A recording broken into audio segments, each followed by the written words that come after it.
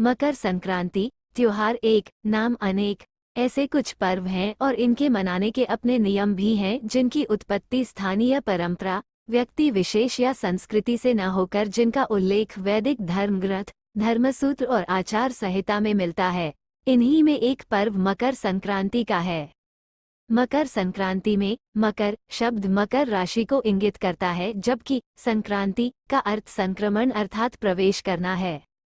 मकर संक्रांति के दिन सूर्य धनु राशि से मकर राशि में प्रवेश करता है। एक राशि को छोड़कर दूसरे में प्रवेश करने की इस विस्थापन क्रिया को संक्रांति कहते हैं।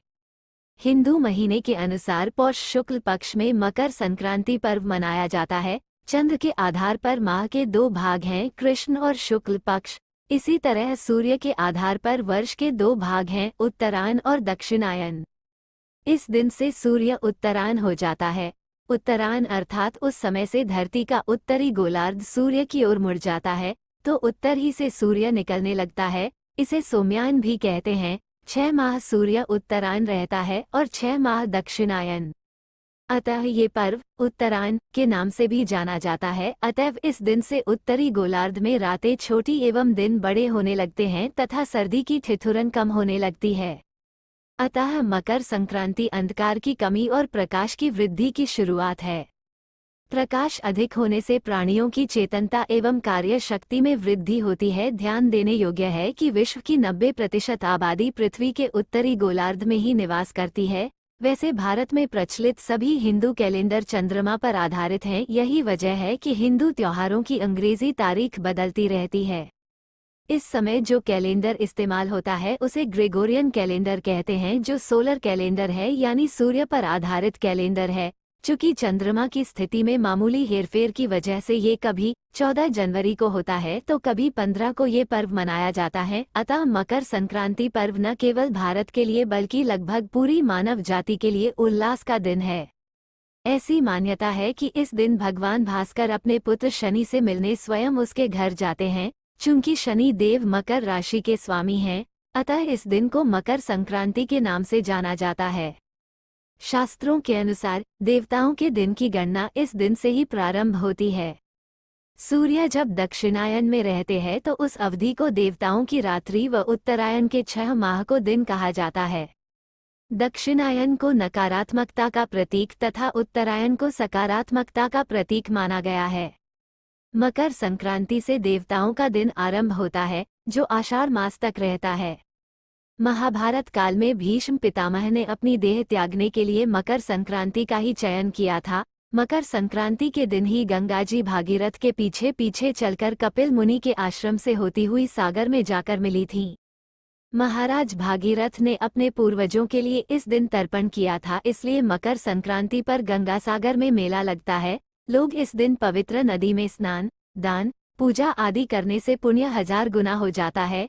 इस दिन लोग खिचड़ी बनाकर भी भगवान सूर्यदेव को भोग लगाते हैं और खिचड़ी का दान तो विशेष रूप से किया जाता है, जिस कारण ये पर्व को खिचड़ी के नाम से भी जाना जाता है। इस दिन पवित्र नदियों में डुबकी लगाना बहुत शुभ माना जाता है। इस पर्व की खासियत यह है कि यह पूरे भारत वर्ष में अलग अलग नाम से जाना जाता है। उत्तर प्रदेश में इसे खिचड़ी का पर्व कहते हैं। तमिलनाडु में मकर संक्रांति को पोंगल कहा जाता है। कर्नाटक और आंध्र प्रदेश में मकर संक्रमामा नाम से मानते हैं। तेलुगु इसे पेंडा पांडुगा कहते हैं, जिसका अर्थ होता है बड़ा उत्सव। उत्तरायण नाम से इसे गुजरात और राजस्थान में मनाया जाता है। मध्य प्रदेश में मकर संक्रांति के त्योहार को सकरात नाम से जाना जाता है। मगही नाम से हिमाचल प्रदेश में यह मनाया जाता है। माघ बिहू असम में मनाया जाता है। कश्मीर में शिशुर संक्रांत नाम से जानते हैं। पंजाब और हरियाणा में मकर संक्रांति को माघी नाम से मनाया जाता है। वैसे पंजाब में इसे लोहड़ी के नाम से भी जाना जाता है, जिसे पंजाब में मकर संक्रांति के एक दिन पहले ही मनाया जाता है। वैसे तो इस पर्व के नाम अलग अलग है, तो इस दिन बनने वाले पकवान भी अलग अलग हैं, जैसे पूरनपोली, पीठे, पाथे-सप्ता, चिदा, पैठा, लाओ, दही, तिलकुट, सरसों दा साग और मक्की दी रोटी आदि। दाल और चावल की खिचड़ी इस पर्व की प्रमुख पहचान बन चुकी है। विशेष रूप से गुड़ और घी के साथ खिचड़ी खाने का महत्व है। इसके अलावा तिल और गुड़ का भी मकर संक्रांति पर बेहद महत्व है।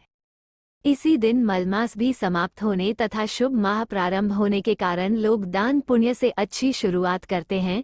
भूमि पूजन, वैवाहिक मुहूर्त, गृह प्रवेश, गृह निर्माण आदि शुभ कार्य की शुरुआत हो जाती है। इस दिन को सुख और समृद्धि का दिन माना जाता है। अतः मेरे संपूर्ण परिवार की तरफ से सभी को मकर संक्रांति, खिचड़ी संक्रांति पर्व की हार्दिक शुभकामनाएं। हम भगवान सूर्य नारायण जी से प्रार्थना करते हैं कि जिस प्रकार मकर राशि में सूर्य नारायण का तेज बढ़ता है, उसी प्रकार संपूर्ण विश्व का तेज बढ़े, सभी लोग स्वस्थ, सुंदर और दीर्घायु हो, यही कामना भगवान सूर्य नारायण जी से करता हूँ। यह वीडियो कैसी लगी, पसंद आए तो लाइक एवं सब्सक्राइब जरूर करें।